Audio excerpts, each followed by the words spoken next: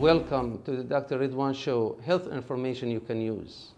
Today's episode of the Dr. Ridwan Show is dedicated to a health condition that is very, very common and also takes the interest of a lot of people, including men and women.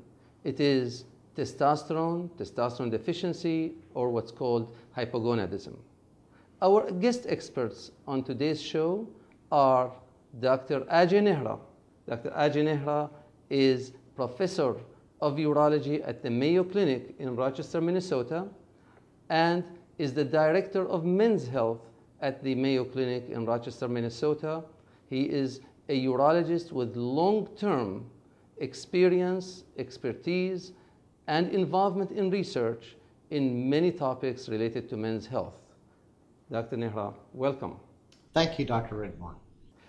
And also, our other guest expert on this show is Dr. Matt Rosenberg. Dr. Matt Rosenberg is a family practitioner in Jackson, Michigan.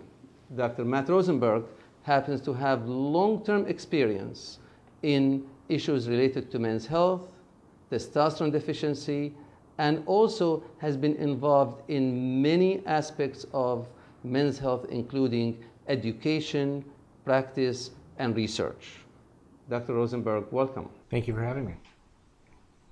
So as I mentioned, today's show is really about a condition that affects a lot of men, affects their lives, and also draws a lot of interest, not only among the patients that are affected by this, it draws a lot of interest in the public, in the media.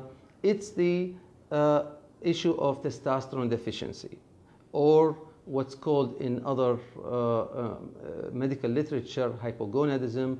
Can you tell us what is the definition of hypogonadism or testosterone deficiency or low testosterone? And this, I get asked by my patients all the time. The testicles produce both testosterone and sperm for fertility issues. So when we deal with hypogonadism, we're talking about both of those terms. But most of the people that deal with low testosterone, low T, whatever we want to talk about there, are actually older males who are suffering more from the testosterone deficiency. So when we do hypogonadism, it's kind of an umbrella term. So today we're just going to be talking about low testosterone. What is the story about the naming of this condition? A lot of healthcare professionals tend to use abbreviated or synonymous terms. And frankly, don't be surprised if somebody says andropause. Andropause, what is that? Andropause, well, it's a process that's associated with aging. It's supposed to be, quote unquote, potentially the male menopause. You know, one has to take every issue into perspective. The challenging issues are we have multiple terms. Patients are very confused. Do I have andropause? Do I have low T? Am I hypogonadal? The issue is a correct evaluation and a diagnosis is very important, and thus a candid discussion with your internal medicine specialist, with your urologist, are the key endpoints. What is testosterone? What is it? Well, that's a great point. It is a very important hormone. It regulates a lot of things that we need. I like to tell my patients it's what makes you a male. You know, in terms of a lot of our external features, a lot of our internal features about how we feel, how we function, how we do things. The body goes through a regulatory process. There's a portion of in our brain that signals our testicles to produce. What is that portion in the brain? Well, you have your hypothalamus and your pituitary gland. What are these, hypothalamus and pituitary gland? They're organs. It's an organ system. So it's part of the brain. It's part of the brain. The pituitary gland. Yeah. Well, we start up at the hypothalamus, so we'll go through the top. Okay. The hypothalamus releases a hormone that tells the anterior, the front portion of the pituitary what to do. And then the pituitary talks to the testicle. I know it's kind of sensitive. It's a chemical talk. It's a chemical talk. Okay. You know, and it tells the testicles through various portions to either produce testosterone or, in some cases, sperm. And what does the testosterone do? Where does it affect what organs and what are its effects? Well, you know, when we first think about testosterone, there you have your male and your female. right? And the differentiation is that your male has testosterone and your female hopefully doesn't have testosterone. So the male has the masculinizing features. It's the libido. It's the muscle mass.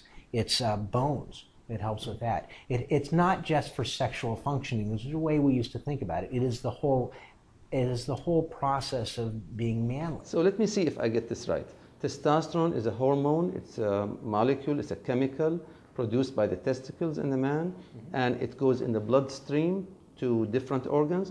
Is that what you're saying? Yeah, it goes through a lot of organs, and we're looking at the tip of the iceberg right now for what testosterone does. I mean, we used to think testosterone was only a sex hormone, but it's not just a sex hormone. So yes, it has some aspects of that, but it also affects all these other organs within the body. So if we are to list to our viewers the effects of testosterone, testosterone affects the metabolism, how the body chemistry goes, the chemical processes. It affects the sugar metabolism. It affects the fat metabolism, the muscle building, energy. Energy. Testosterone brings energy to you, and also it affects sexual function.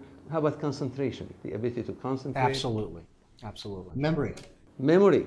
Excellent, excellent. And I think in another part of this of today's show, we're going to meet one of our patients who had low testosterone and he was treated. He will actually relate to some of the effects of testosterone and the lack of testosterone and enlighten us about this issue. So how common is it that a man have low testosterone? Is this a common condition? Frequently, patients will come to you, Dr. Ridwan, and they think that they are atypical, unusual, that they have these symptoms that their friends, their golf course buddies, or when they're working out of the gym, that they have this problem. And one of the keys that we need to have patients understand is up to 1 out of 3 males may be affected by this condition, what we call, for better or for worse, at present, low T. Now, it's true. So 1 out of 3, let me make sure I heard you correctly. 1 out of 3 men, those are men middle age and older. That's correct. That's middle age or older. But we can't forget, it may be at a lower level of prevalence. Men in their 20s and 30s at times may be affected at a much lower percentage. But I'm just giving you an overall perspective. 1 out of 3 men, middle age or older, are indeed affected by this condition. And the condition of low testosterone or low T, or what we call in medical language hypergonadism, does it have associations with other medical conditions? The chances of having asthma twofold increase if you have low T. So if you have asthma, you're twice as likely to have low testosterone as if you did not have asthma. That's correct. So what other medical conditions may be associated with higher... High blood pressure is another very important issue. High blood pressure, what else? Cardiac disease, cardiac mortality in particular. So that's another major issue. Diabetes. Diabetes mellitus, yeah. Dr. Rosenberg, you're absolutely right on. Up to two times the chance, if you're affected by low T, that you're going to have diabetes mellitus as well. There's an interesting point that Dr. Nehra here will see patients from a urologic perspective, but from a family practice perspective, they're coming in with myriads of diseases. And these patients still have hypogonadism. So, and they're not coming in saying, I think I have this, I looked at this. They come in for their diabetes, their asthma, their cardiovascular disease. You know, I'm just not the same I used to be. This disease is really getting to me.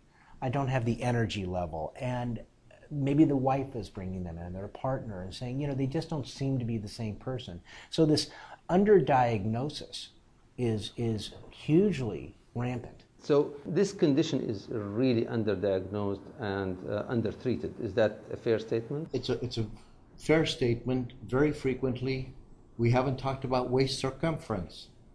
You know, you can identify patients who may be predisposed just by looking at their waist circumference. Men with big belly have low testosterone. Is that what the chances what of we're saying here? Yeah, it's an association, and it goes along with the whole person. I mean, one of the things that we're trained in as physicians is to look at the patient And I think it's probably true that we can look at some patients coming in and saying, you know what, there are a bunch of things I'm going to check on you today because this could be one of the issues or that could be one of the issues. And that's one of the keys to men's health, is really evaluating the patient based on his physique, based on his presentation. You're able to pick up a lot of intangibles that will allow you to a downstream path of diagnosis.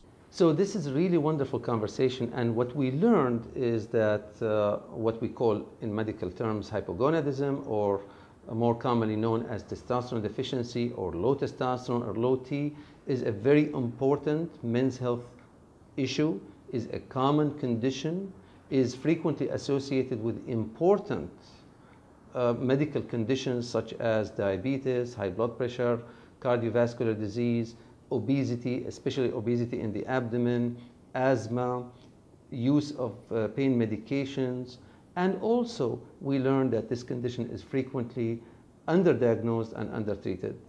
I thank you very much, and we will continue the conversation about low T and testosterone therapy and the options for these patients in the next segment of this show and this episode of the Dr. Ridwan Show on testosterone deficiency.